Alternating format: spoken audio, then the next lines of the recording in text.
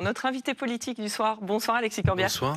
Merci d'avoir accepté notre invitation. Merci. Vous êtes député de la 7e circonscription de Seine-Saint-Denis, ex-insoumis, fondateur de l'Après. On va parler retraite, on va parler fort de guerre, on va parler avenir de la gauche aussi avec vous dans un instant. Je vous vois lever les yeux, il y a beaucoup de choses à dire effectivement. Mais d'abord, si vous voulez, on jouera les prolongations jusque très tard. Mais d'abord, votre rédaction à ce refus de la part d'Alger de reprendre ces fameux 60 ressortissants que la France voulait expulser. Les Insoumis et le Rassemblement National ont ça en commun, c'est qu'ils fustigent Bruno Retailleau, ils pointent la responsabilité de Bruno Retailleau. Pas forcément pour les mêmes raisons, mais en tout cas, c'est lui le coupable. Est-ce que vous aussi, vous dites le problème, c'est lui, c'est Bruno Retailleau? Est-ce qu'il doit partir? Est-ce qu'il a mal géré ce dossier? Est-ce qu'il gère mal ce dossier? Écoutez, je vous écoute là, comme ceux qui sont avec nous depuis une vingtaine de minutes. Je trouve que vous avez tout dit en même temps que derrière cette affaire, comment dirais-je, les relations entre la France et l'Algérie valent mieux que le congrès des Républicains. Parce qu'il y a beaucoup de politiques politiciennes. Nous, on a intérêt, la France, à avoir des bonnes relations avec l'Algérie. C'est un pays avec lequel on a une histoire commune. Et il y a un enjeu stratégique, me semble-t-il, à ce qu'on ait des relations sérieuses avec ce pays.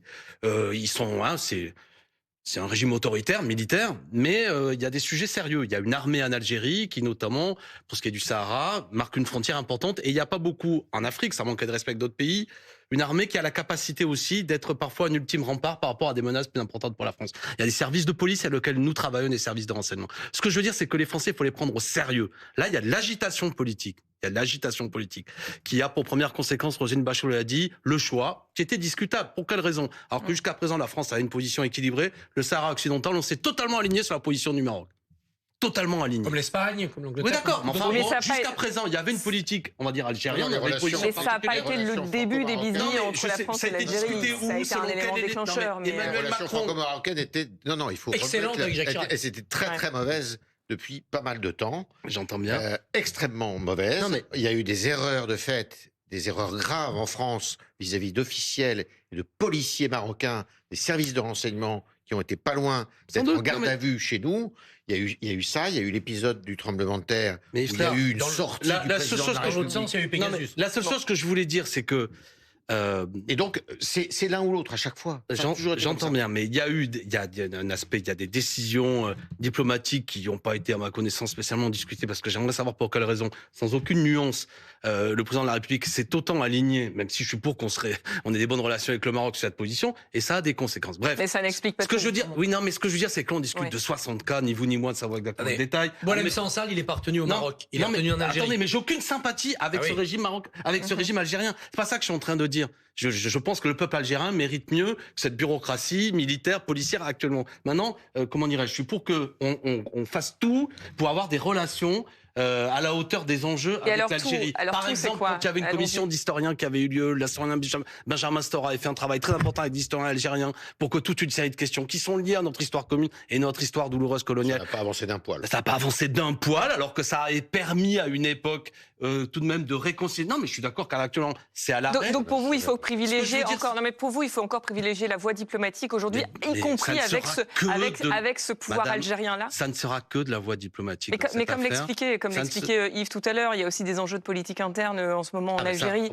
Oui, en Algérie, il y a des enjeux de politique interne où on sait bien que des gens ne cessent d'agiter la France, le colon, etc. Et j'ai bien compris, je suis pas un imbécile. Je veux dire, il y a des gens en Algérie. C'est pour ça que je vous posais la question sur la voie diplomatique. En France aussi, il y a des gens, et en particulier depuis la dernière élection, qui activent tout un imaginaire.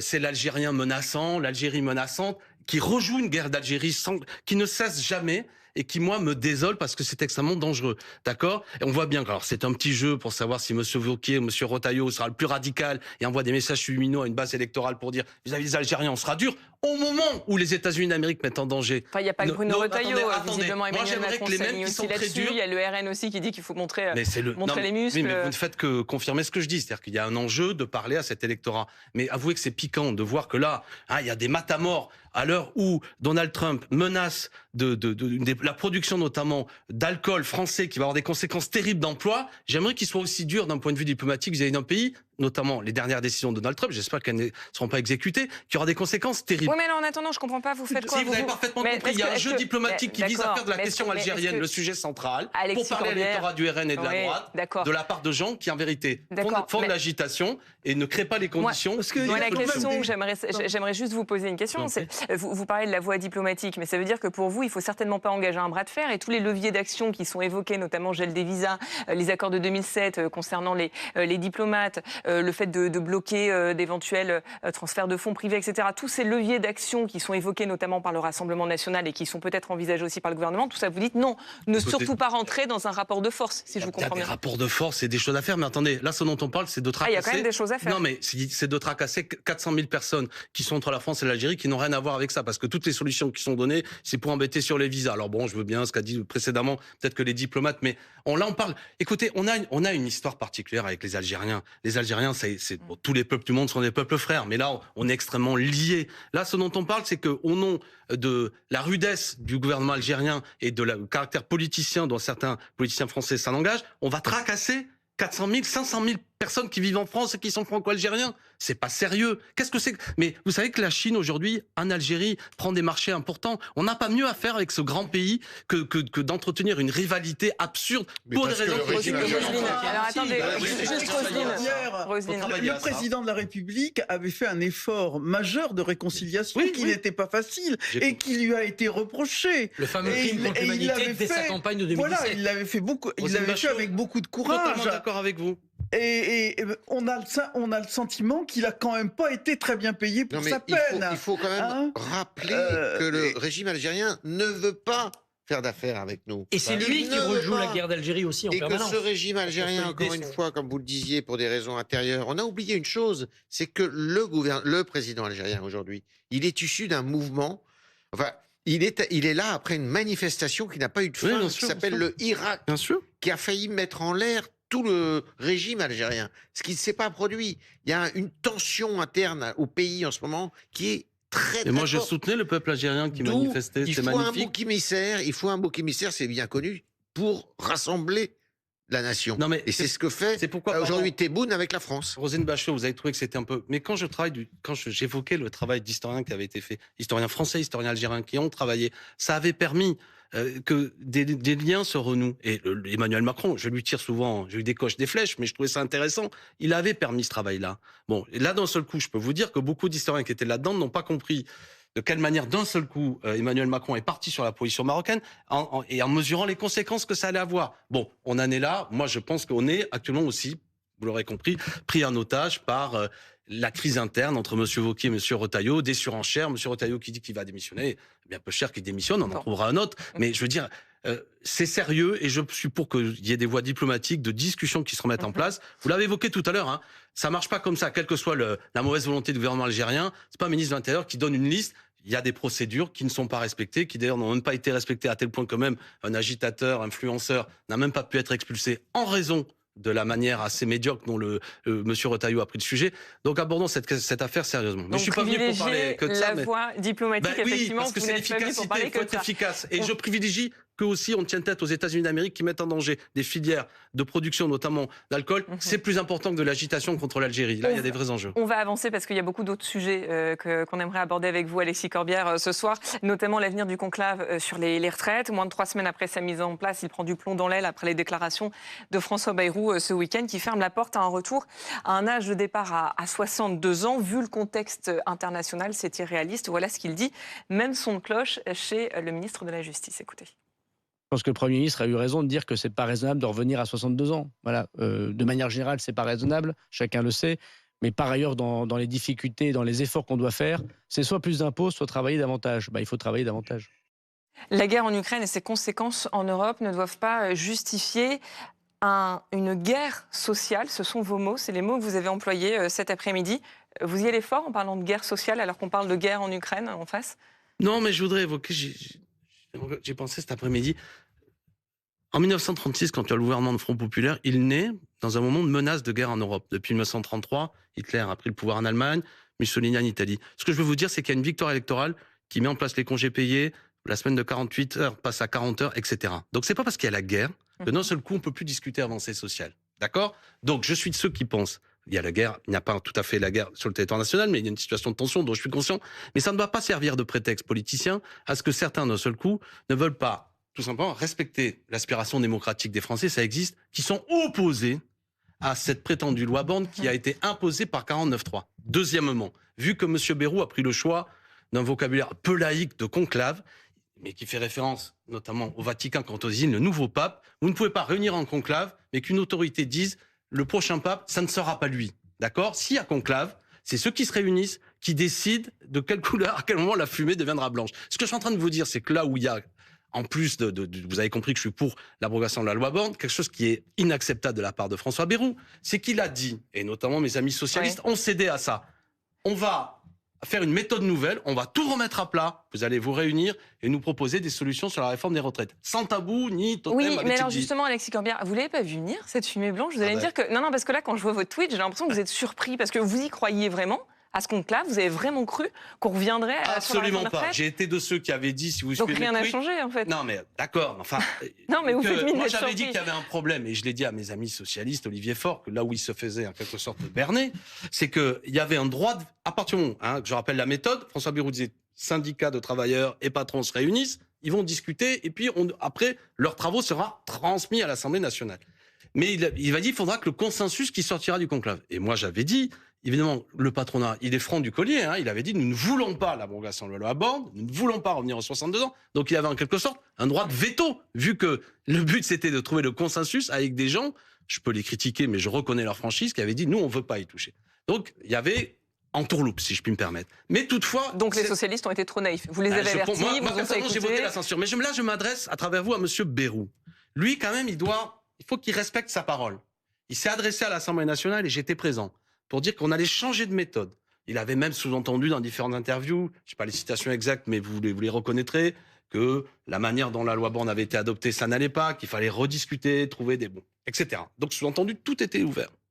Aujourd'hui, on est dans une situation... Il y a 2 secondes, vous disiez, de toute façon, il y avait une entourloupe dès le début. Non, mais de toute manière, c'est un instrument politique pour éviter la censure. De la manière dont il s'est présenté à l'Assemblée nationale. Enfin, je voudrais donner un dernier argument, parce que les Français peut-être se disent « Ah, mais on ne peut pas revenir là-dessus ». Vous savez, l'économiste Michael Zemmour, que vous avez invité plusieurs fois, nous dit, et je trouve que cet argument ne vient pas assez dans le débat public, qu'il suffirait d'augmenter les cotisations. Je dis bien les cotisations de 0,15 points. Le patronat ne veut pas en entendre parler, vous le savez. D'accord, mais attendez, le patronat ne veut pas entendre parler. C'est pas seulement des cotisations patronales, madame. Y compris ce que dit Michael Zemmour, c'est que les cotisations peuvent être partagées entre salariés et patrons. Ça veut dire, il prenait ce chiffre, que pour quelqu'un qui gagne le SMIC, c'est 15 € par mois. Écoutez, je pense que quelqu'un qui gagne 15 € par mois, il peut peut-être accepter de mettre 8 € et 8 € le patron pour pouvoir travailler et arrêter de travailler quand il est encore en bonne santé. Parce que vous le savez très bien que la réalité, c'est que les gens ne vont pas jusqu'à 64 ans. En vérité, qu'est-ce qui se passe? Que de plus en plus de gens n'auront pas la totalité de leur trimestre, de leur cotisation, et vous aurez des retraités pauvres. Mais on va y revenir dans un instant sur le financement, et problème. je vais donner la parole à Christophe Barbier dans un instant, mais juste pour être clair, là, ce que vous êtes en train de dire, moi, si je vous comprends bien, c'est que tous les arguments qui ont été avancés par François Bayrou, le contexte international, il va falloir se réarmer, il va falloir qu'on revoie nos priorités. Tout ça, vous dites, tout ça, c'est foutaise, c'est un prétexte. De toute façon, François Bayrou avait comme idée de ne pas revenir sur l'âge de 62 ans. C'était le plan dès le début? Je prends les choses par ordre. Il voulait gagner du temps et il a réussi à embarquer certains de mes amis socialistes en leur disant « la méthode va changer, donc ne me censurez pas ». Personnellement, j'avais vu l'entourloupe. Ensuite, il était sans doute pas convaincu, je suis d'accord avec vous, et il était de mauvaise volonté pour revenir sur la loi Borne, mais il avait quand même mis en place quelque chose dans lequel il disait la discussion était possible, et il trouve le premier prétexte. Donc c'est un prétexte pour vous? Non, mais attendez, il y a un sujet sérieux. C'est pour ça que j'ai pris l'exemple de 1936. Vous savez, il y a un sujet sérieux qui est de quelle manière on fait face à l'agression russe en Ukraine, comment on est solidaire avec le peuple ukrainien. Je suis favorable à ce que nous aidions matériellement, y compris par des armes, le peuple ukrainien à résister. Ça, c'est un sujet sérieux.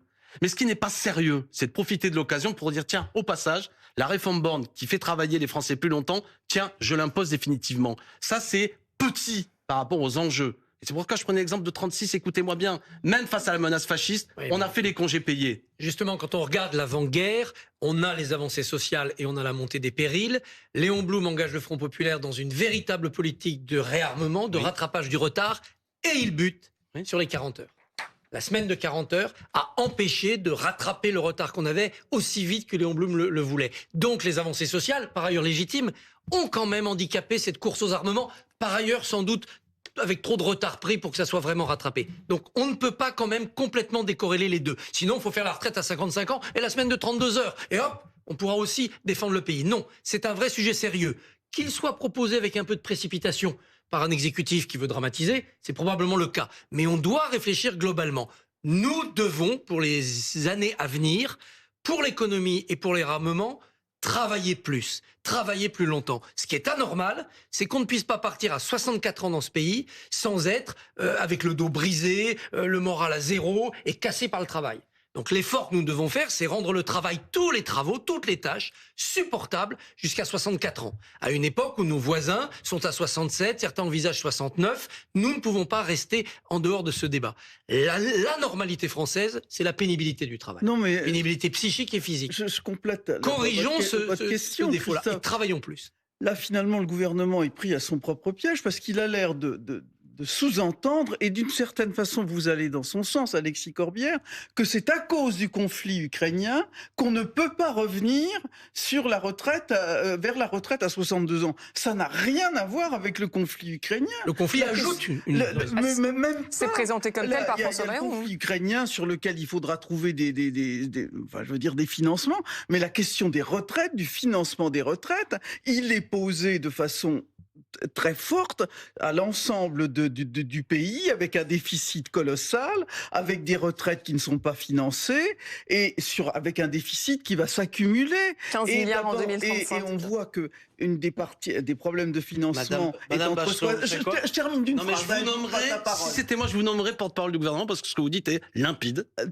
Au moins, vous dites tout ça, de toute manière, dès le départ. La méthode Bayrou était pipeau. De toute manière, faut pas toucher à la loi Borne. Vous parlez d'or, mais... La méthode Bayrou, effectivement, il a fait une connerie de stratégie, non pas de fond. C'est-à-dire qu'il aurait dû laisser le conclave se dérouler.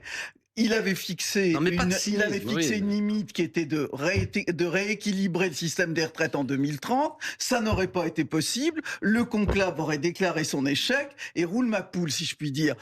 Mais alors attendez, Roselyne, vous êtes en train de dire, comme Alexis Corbière, que le climat géopolitique actuel, c'est un prétexte qui a été donné par François Bayrou, c'est pas la vraie raison. Un dérapage, ça existe à tout le monde. Il y a un journaliste qui lui pose une question. Maladresse de François Bayrou. À 62 ans, et il n'a pas vu qu'il était tombé dans un piège. Il faut pas. On ne sort de l'ambiguïté qu'à son détriment. Il faut pas. Oui, mais alors attendez, parce que c'est pas une référence républicaine. Non, mais alors attendez. Jean-François Bayrou, comment ça? Non, mais Alexis Corbière, il y a quand même une question qui est soulevée, quoi qu'il arrive, par François Bayrou, en évoquant ce contexte international. Et Édouard Philippe, par exemple, l'a dit aussi. Il dit, voilà, ce conclave, il est hors sol. Il y a le président du Conseil d'orientation des retraites, le président du corps, qui disait que l'entrée dans une économie de guerre. Monsieur Sett, pardon. Oui, c'est ça. Gilbert Sett qui dit, voilà, ça rend secondaire, voire dérisoire, les débats actuels autour des 64-62 ans. Est-ce que c'est le moment d'avoir ce débat-là, vu les enjeux en ce moment internationaux? Plus que jamais, c'est le moment. Plus que jamais. Si on demande un effort au pays, si vous voulez que les gens s'engagent, si vous voulez que les gens aient confiance en la nation, si vous voulez même qu'ils risquent leur vie pour la nation, il faut que cette nation, elle donne envie. C'est une question de fond, ce que je suis en train de vous dire. Vous savez, les grands résistants qu'on a salués, à commencer par Monsieur Manoukian, qu'on a mis au Panthéon, il a donné sa vie pour la France, mais pour un idéal. Donc, ce que je veux dire, c'est pas deux questions secondaires. Quand on demande aux Français de faire un effort, ce qui est choquant, c'est que les plus fortunés, qui ont vu leur fortune s'accumuler, eux nous disent qu'ils ne veulent pas en faire. Voire même pour certains, je vais pas les nommer, qui trouvent que c'est quand même, qui était présent à l'investiture de Monsieur Trump, qu'il a un peu raison. Donc qui est français, qui est patriote à l'heure actuelle? Les travailleurs qui demandent à ce qu'ils soient respectés dans leur travail et que le partage de la richesse soit fait aussi en leur faveur et qu'on ne les fera pas travailler davantage, ou ceux qui leur disent toujours plus, c'est toujours vous qui allez donner davantage, et y compris peut-être demain risquer leur vie, ce que je ne souhaite pas. Donc c'est pas possible. Vous avez balayé l'argument, mais quand un économiste vous dit qu'il suffirait de 0,15 augmentation. Non, je ne l'ai pas balayé, je disais le MEDEF. Voilà, la réponse du MEDEF, c'est une ligne rouge. J'ai bien compris, je vous interpelle, c'est un art, de manière rhétorique. Mais ce que je veux dire, c'est qu'il y a d'autres solutions qui existent. Mais non, c'est toujours les mêmes solutions que vous proposez. L'augmentation des prélèvements. Oui. Et vous, c'est toujours la même solution. Vous proposez chez Eritrea et votre journal, ne touchons pas au Mago, touchons pas au Grisby, il est hors de... On va être très clair, vous laissez le journal de côté. Non, mais je vous dis ce que je pense. Non, mais frère... Moi, ce que je pense, ce que je vais vous dire, c'est un peu ce qui a été dit par Christophe et tout à l'heure Roselyne, c'est que on ne pourra pas faire l'économie de travailler plus longtemps. C'est impossible. Mais il faut que ça soit supportable. Je peux vous couper Attendez. Bah oui, pas parlé encore. Non, mais parce que si vous me dites qu'il faut produire davantage, je vous propose une chose, c'est qu'on travaille, qu'on soit plus nombreux à travailler. Travailler. Justement, Là, on va augmenter la production du pays. On a aujourd'hui un chômage de masse. Ça, on pourrait travailler à ça. Deuxièmement, cher Yves Tréhard, écoutez-moi. J'ai pas parlé. Non, mais réponds. Mais s'il vous plaît, parce que moi, le problème, c'est que vous pouvez mettre la retraite à 66, 67 ans. À l'heure actuelle, le problème qu'on a, c'est qu'au-dessus de 55 ans, on le sait bien. Beaucoup de gens ne vont pas jusqu'à là. Mais c'est pas vrai. Ah bah bon, d'accord. Plus toutes les études le montrent, et M. Gilles Berset l'a encore dit d'ailleurs, plus vous reculez l'âge de départ à la retraite, plus vous travaillez longtemps. Pourquoi? Parce que les entreprises sont moins tentées de vous licencier. De vous licencier. Pourquoi? Parce que si elles vous licencient, ça coûte de plus en plus cher. Parce que l'âge de départ à la retraite est de plus en plus lointain. Mais le taux d'emploi des seniors reste quand même trop faible en France. On a un taux d'employabilité extrêmement faible des plus de 50 ans. Alors attendez, chacun votre tour, parce que sinon... Non mais alors attendez, parce qu'on ne s'entend pas. Donc chacun votre tour, vous terminez. Il a augmenté de 10%, si ma mémoire est bonne, le taux d'employabilité des seniors en France. C'est quand même pas mal, depuis qu'on a augmenté l'âge de départ à la retraite de 62 à 64 ans. Ça, c'est la première des choses. La deuxième des choses, là où je suis d'accord, c'est qu'il ne faut pas, évidemment, mettre tout le monde au même régime. C'est-à-dire qu'il y a évidemment, et c'est ce que la retraite, malheureusement, la dernière réforme a un peu balayé, c'est qu'il doit y avoir des dérogations pour certaines catégories de la population qui ont des travaux pénibles, pour les femmes, enfin, il y a plein de choses à faire qui ont malheureusement été oubliées par la réforme. C'est pas oublié, c'est en 2017-2018, j'ai oublié la date, qui ont même été potentiellement, c'est aussi l'objet des discussions de la part d'Emmanuel Macron sur toute une série de pénibilité. Et la troisième chose, et après j'ai fini, la troisième chose, c'est qu'il faut décorréler évidemment de la crise internationale et puis dire que M. Bayrou, s'il a créé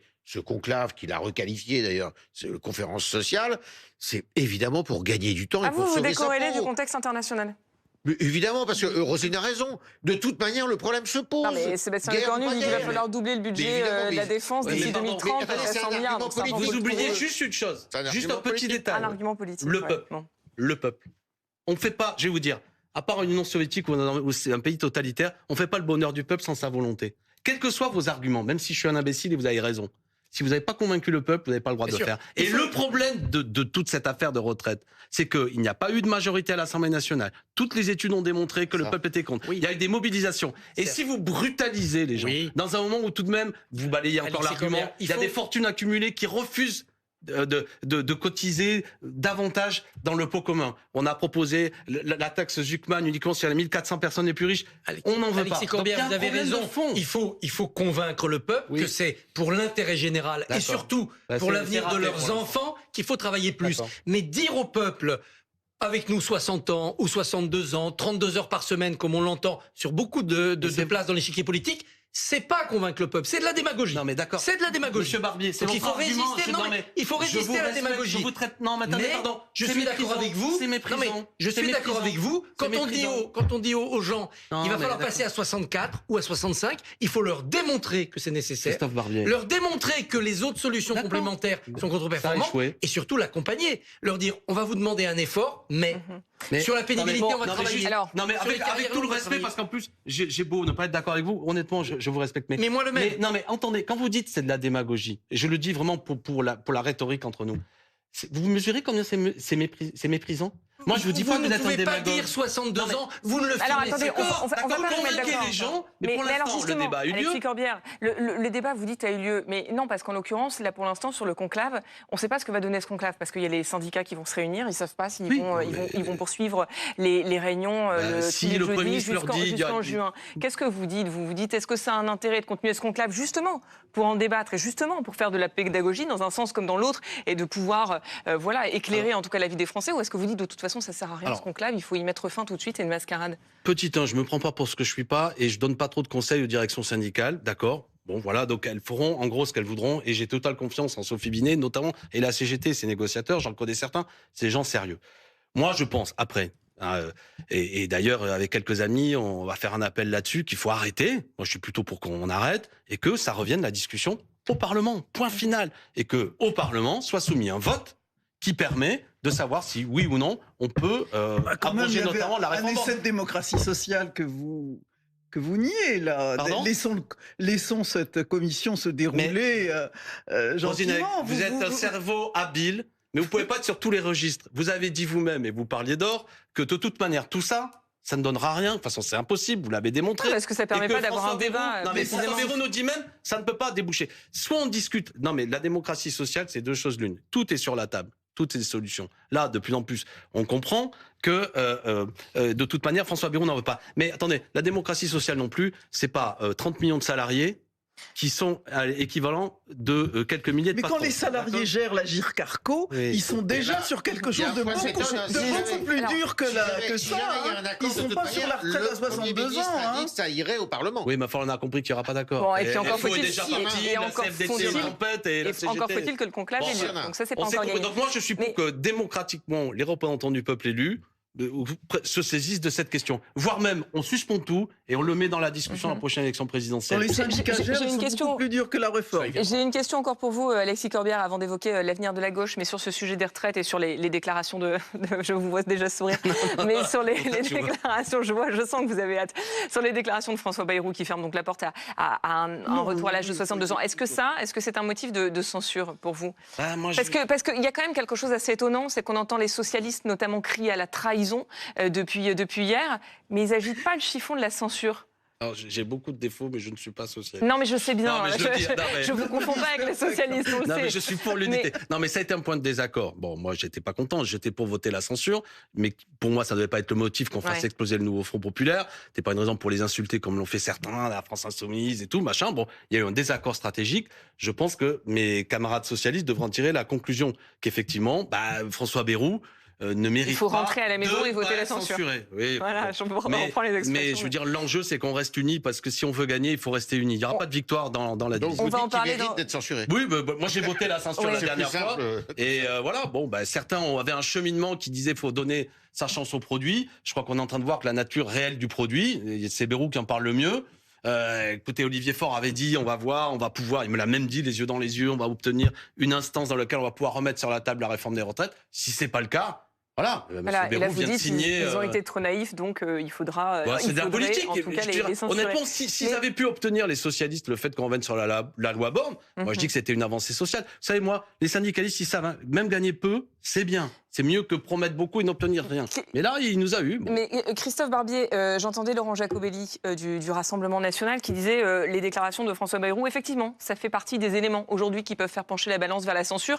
Les socialistes, pour l'instant, n'agitent pas ce chiffon-là, mais ça peut le mettre en danger. Bien sûr, sur le sujet des retraites, on sait que l'addition qui permet la censure, elle peut être réalisée.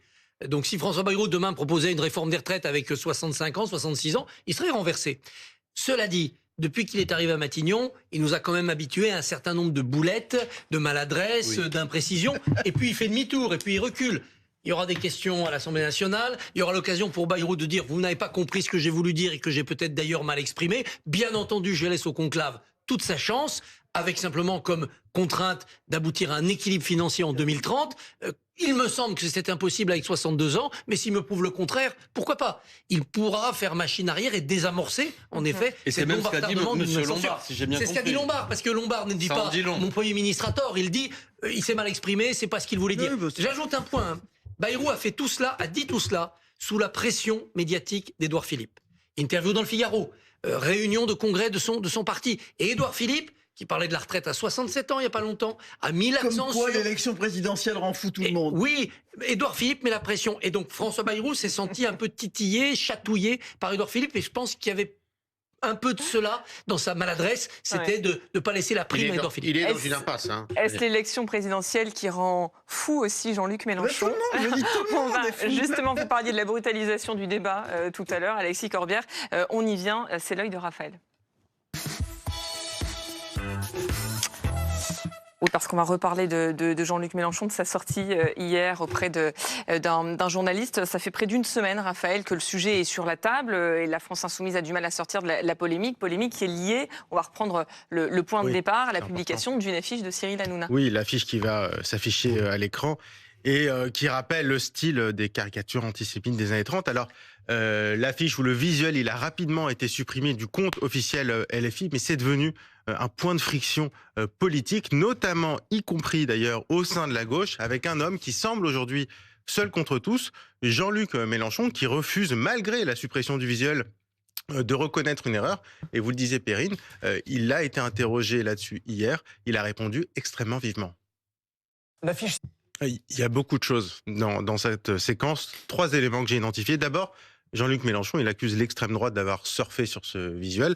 Alors, c'est vrai, sauf qu'il y a beaucoup de gens qui ont été heurtés, y compris à gauche, y compris des proches, ou plutôt des anciens proches. Je voudrais afficher un tweet de Clémentine Autain, ex-figure de LFI, pour qui Jean-Luc Mélenchon ne voit donc pas que recourir à l'imagerie brune des années 30 n'est pas possible. Un message d'ailleurs qui me semble vous avez relayé, Alexis Corbière, et puis Fabien Roussel, qui a également jugé que cette affiche reprenait les mêmes codes antisémites que les caricatures des années 30. Et ce qui a fait réagir, c'est aussi le ton employé par Jean-Luc Mélenchon. On l'écoute à l'instant. De quel droit? Qui êtes-vous? Taisez-vous. En fait, dans sa réponse, Jean-Luc Mélenchon s'attaque aux journalistes qui lui posent la question. Il remet d'ailleurs même en cause son droit à poser des questions dans une stratégie assez agressive. Et hier, sur cette antenne, Fabien Roussel, justement, faisait un parallèle avec Donald Trump.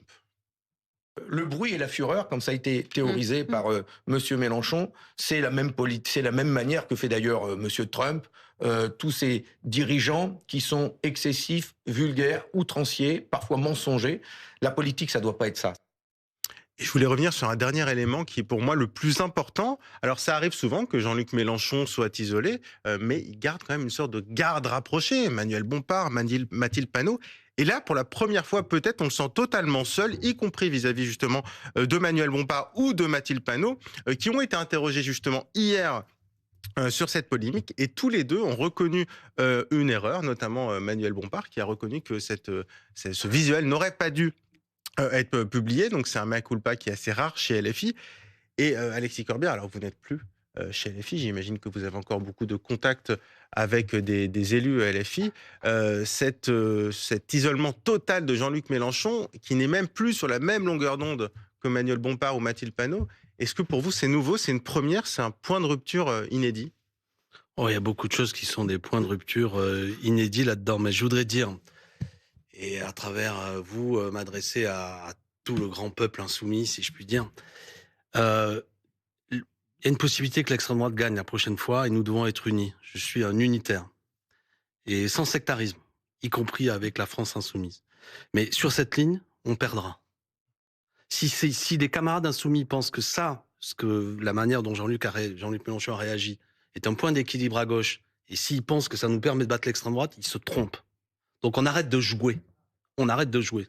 Ils ont fait une erreur terrible. Une faute politique. Tout le monde reconnaît, y compris Manuel Bompard, y compris Mathilde Panot, il faut le dire clairement, sauf Jean-Luc Mélenchon. Pose un problème. Soit celui qui fait la communication est un ignorant. Parce que moi, j'ai été 20 ans prof d'histoire. L'affiche du juif Sousse, je l'ai montrée, d'accord, à mes élèves en lycée professionnel, pour leur montrer ce qu'est une caricature antisémite. Si personne ne voit qu'un personnage dans le noir, dans l'ombre, qui surgit, grimaçant, qu'un gros nez, des grandes oreilles, ça évoque. Là, je me dis, franchement, c'est une absence de culture. Et à gauche, on a de la culture historique. Soit, j'ose pas l'imaginer, à droite aussi, c'est un sale type celui qui l'a fait, s'il l'a fait en conscience. Et vu que moi j'ai été aussi écarté de la France insoumise, mais je veux pas régler des comptes soi-disant maintenant, fallait des gens plus professionnels avec des responsabilités, je pose une question, qui est responsable? Oui, parce que vous dites un sale type, mais il y a toute une chaîne de validation. Oui, voilà. J'imagine qu'on ne publie pas une affiche. Non, mais parce qu'il y a aussi soi-disant, donc j'invite, moi j'ai plus la possibilité. Non, mais votre hypothèse c'est quoi? Est-ce que derrière... Sophia Chikot est responsable de la communication, Manuel Bompard il est responsable de tout, il m'a même exclu ça. Donc ils sont responsables de tout, qui rendent des comptes. Les militants insoumis, moi j'ai plus de moyens de discuter en interne. Donc ça n'a pas pu échapper à la validation de Manuel Bompard, c'est incroyable, vous imaginez que des affiches sont fabriquées comme ça, sans que personne, sans qu'il n'y ait pas un bon à tirer, ça existe dans c'est quoi l'intérêt? C'est quoi l'intérêt derrière? C'est quoi? C'est provoquer du buzz, c'est le bruit et la fureur, comme le dit Fabien Roussel, c'est parler pour dire de faire parler, pour faire de la polémique. De plaire à une certaine France, la France nouvelle, qui peut être sensible. Non, mais ça c'est l'aspect. Attendez, pardon. D'abord, il y a une manifestation samedi qui, moi, me semble importante contre le racisme, contre l'antisémitisme, contre l'extrême droite. Pardon, l'expression un peu triviale. Là, ils salopèchent tout. Et ils vont foutre en l'air, l'abîmer, cette manifestation. D'accord ? Parce que je pense que beaucoup de gens vont se poser la question, est-ce que je vais dans cette manif qui était sur de belles idées, du moins des idées que je partage, et n'ont pas envie d'être assimilés à ça. D'accord ? Deuxièmement, le système médiatique, évidemment, est rude, parfois avec la gauche, même vous. Donc, faut un peu d'habileté, on se doute. Il faut faire attention à la manière dont on fait des choses. La France insoumise subit des attaques que je trouve souvent injustes d'antisémitisme. Donc il faut qu'ils fassent attention à la manière dont ils font leur visuel, au vocabulaire qu'ils utilisent. Et ce qui me sidère, alors que c'est Jean-Luc Mélenchon qui me l'a appris quand j'étais tout petit, mais c'est une insensibilité à ces questions-là. La question de l'antisémitisme, c'est pas une question secondaire dans l'histoire de la gauche et de la République. La gauche, elle s'est consolidée sur l'affaire Dreyfus. Et pourquoi on se réclame de Jean Jaurès? C'est Jean-Luc qui me l'a appris, qui m'a mis ses livres dans ses mains. C'est que Jaurès, à l'époque du débat à gauche, disait qu'il fallait prendre la défense du capitaine Dreyfus, même si c'était un bourgeois militaire, alors qu'il y avait des camarades prolétaires qui allaient passer il fait du en prison. Bon, d'accord. Donc on défend, on est sensible à cette question. Je vous ai vu détourner le regard. Je vous ai vu détourner le regard quand Jean-Luc Mélenchon s'adressait à ce journaliste que Raphaël a rediffusé l'extrait. Je vous ai vu détourner le regard comme ça. Non mais ça vous fait mal d'entendre votre ancien mentor parler comme ça? Non mais c'est une question politique. Je trouve qu'il y a un gâchis politique. Moi, vous savez, ce que je ne veux pas, c'est que Madame Le Pen ou son remplaçant, Monsieur Bardella, l'emporte la prochaine fois. Ce que je pense, moi, ma stratégie, c'est pour ça que je continue à venir sur vos plateaux, c'est que je pense qu'il faut comprendre, il faut l'union de la gauche. C'est pas simple, on a réussi à le faire. L'union avec Jean-Luc Mélenchon, après tout ce que vous venez de dire. Avec ses électeurs, avec tout le monde, mais même avec Jean-Luc, il devrait nous aider. Jean-Luc devrait comprendre le moment politique dans lequel on est. Il a la même éducation que moi. Attends, juste dire une chose et le contraire. Ben non, non, c'est pas parler avec vous. Comment pouvez-vous faire une chose et son contraire? C'est-à-dire, vous dites, c'est inadmissible ce qu'il a fait. Inadmissible, il ne pouvait pas ne pas être au courant.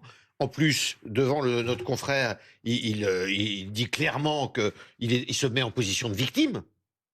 C'est-à-dire qu'il inverse la charge de la preuve. Non, mais ça ne me convainquait pas. Mais ce que dit votre collègue... Ce que vous dites, dites pas, c'est pourquoi vous continuez à faire chemin avec lui. Mais parce que, premièrement, ce que dit votre collègue est important, c'est que au sein de la France insoumise, de ce que j'ai bien compris, ils n'ont pas tous la même position. Oui, parlant... C'est plutôt tous contre Jean-Luc Mélenchon. Mais moi, je vais vous dire une chose du temps. Excusez-moi si vous avez l'impression que je vous coupe la parole parfois, mais vous qui avez de la mémoire, dans les années 70, il y avait la même discussion. Il fallait passer avec le Parti communiste parce qu'il était lié à l'Union soviétique, qui était dangereuse. Et pourtant, l'intelligence de François Mitterrand était de dire qu'il faut s'allier avec toute la gauche telle qu'elle est. Moi, je suis pour qu'on s'allie avec la gauche telle qu'elle est. Les gens qui votent France Insoumise sont des gens, des femmes, des hommes, vous-même il y a un instant, le problème, c'est que du coup, la gauche se retrouve associée aux propos de Jean-Luc Mélenchon et c'est un effet repoussoir. Non, mais d'accord, mais parce que je pense qu'en leur âme intérieure, les gens qui votent Insoumis n'aiment pas cette affiche. Ils sont un peu honte, en vérité, à tel point que même des dirigeants Insoumis ont le courage d'aller sur les plateaux télé et de dire pas la même chose que Jean-Luc Mélenchon. Et que Jean-Luc, il doit comprendre. Jean-Luc est un homme qui a des défauts, il a aussi des qualités. Il doit comprendre le rôle historique maintenant qu'il doit jouer. Il doit nous aider à faire l'unité, Jean-Luc. Il doit nous aider. Mais il doit comprendre peut-être que, et je le dis peut-être, moi j'ai la conviction qu'il ne peut plus être celui qui fait l'union, il doit aider à ça. Ça peut même être, pourquoi pas, quelqu'un issu de la galaxie insoumise. Mais l'union, alors attendez, pour revenir sur ce que Christophe vient de dire, il doit aider en se retirant? Je pense qu'effectivement, il doit aider. Oui, sa stratégie qu'il a depuis 2 ans est devenue quelque chose qui ne permet plus cette union. Moi, c'est ce que je crois. En fortiori, s'il pense, Jean-Luc, que c'est sur lui, avec sa stratégie, il est en problème. Il a eu l'intelligence d'être le moteur de la NUPES et du Nouveau Front Populaire. Moi, je suis favorable à un candidat ou une candidate du Nouveau Front Populaire à l'occasion de l'élection présidentielle. Mais le choix qui est fait depuis quelque temps ne permet pas que ce soit lui qui le fasse. C'est un gâchis d'un certain point de vue. Cet homme avait toute la capacité d'être le prochain président de la République. Est-ce que les choses, vous qui avez encore des contacts au sein des Insoumis, est-ce que les choses sont en train de bouger en interne au sein de la France Insoumise? Est-ce qu'on est en train de se dire qu'on pourrait peut-être le mettre sur la touche, Jean-Luc Mélenchon? Est-ce que c'est une idée qui progresse? Non, mais est-ce que c'est une idée qui progresse? Moi, je pense que ce que beaucoup d'amis au sein de la France Insoumise se disent, il faut que nous construisions quelque chose à côté de dynamique pour qu'ils nous rejoignent. Tant qu'il n'y a rien de significatif à côté, beaucoup de gens se disent, écoute, c'est un peu de la langue de bois. Non, c'est pas du tout de la langue de bois. Pourquoi vous dites ça? Pourquoi vous dites ça? Parce que pourquoi vous dites ça? Il vous plombe, ce Jean-Luc Mélenchon. Non, mais moi, je fais de la politique. Ce que je souhaite, c'est qu'on puisse se rassembler, qu'on n'attende pas non plus se mettre dans la roue de ce que va décider Jean-Luc Mélenchon. Je suis pour agir. Je travaille à ce que l'ensemble de la gauche se rassemble. D'accord? Et je pense que beaucoup d'insoumis, dans la mesure où il y aura cette dynamique qui naîtra, viendront nous rejoindre. Et que la France insoumise viendra nous rejoindre. Parce que fondamentalement, je partage avec tous ces gens l'idée que le programme qu'ils proposent est un programme de partage des richesses, écologique, démocratique, que c'est un bon programme. Mais là, vous l'avez dit vous-même, il y a un choix que je ne comprends pas bien. Il y a une nouvelle France Insoumise, si je puis dire, depuis 1 an et demi, 2 ans, qui est un choix de bétonisation de 10% autour d'une ultra-radicalité qui est de moins en moins rayonnant dans le reste de la gauche. Depuis le 7 octobre 2023, qui pense, je sais pas, qui pense particulièrement que comme tout le monde est nul à part eux à gauche, qu'au bout d'un moment, il y aura un vote utile en direction de eux et que 10-11% ce socle permettra de réagréger. Mais la gauche peut faire l'alliance avec ce petit socle de 10% qui se radicalise. La situation l'impose de faire l'alliance. Elle l'impose. Vous comprenez? C'est pour ça que je prenais l'exemple. Et vous ne pensez pas que c'est ça qui fera perdre la gauche? Vous savez, ils avaient beaucoup de raisons. La Hongrie avait été envahie, la Tchécoslovaquie. Et pour autant, oui, non, mais c'était les années 70, à tel point que des gens à droite disaient qu'il allait y avoir les chars soviétiques sur les. C'est autre chose que ce qu'on reproche à Mélenchon. Non, mais il y avait des sujets sérieux. Et pour autant, l'union de la gauche s'est faite. Vous comprenez ce que je veux dire? Donc on en est là. C'est pour ça que je suis triste, parce que c'est du gâchis. Et je suis pour terminer aussi, et je m'adresse à nouveau à Jean-Luc Mélenchon, comme il a une certaine influence dans la jeunesse. Tire-toi, Jean-Luc. Il a une influence dans la jeunesse.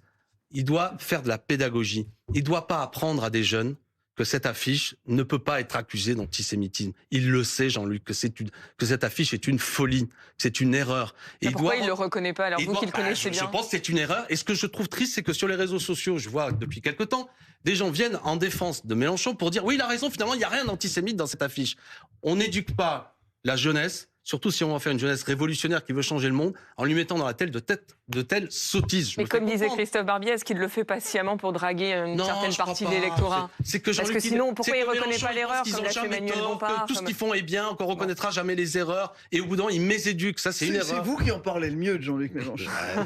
Mais que les choses soient claires, je l'accuserai jamais d'antisémitisme. Jean-Luc Mélenchon n'est pas un antisémite. Il n'est pas un antisémite. Je le connais personnellement. Mais il ne voit plus l'antisémitisme. Je le connais personnellement, je ne lui ferai jamais ce reproche. Il ne le voit plus. Mais il est sur une stratégie, effectivement, il est sur une stratégie où quand il ne comprend pas, alors qu'il aurait une parole claire pour dire cette affiche est une erreur et celui qui l'a fait a fait une faute et on va se réorganiser, mais là il est dans quelque chose qui est une méséducation et qui a des conséquences. Et c'est pour ça que je dis aussi, comme je viens d'être franc avec lui, que j'ai un peu pris sa défense, il ne peut pas être l'homme qui nous rassemble. C'est terrible. Il l'a été de mon point de vue. Ce qui est malheureux, c'est que Jean-Luc Mélenchon, qu'on soit d'accord ou pas avec lui, était jusqu'à présent un homme de conviction.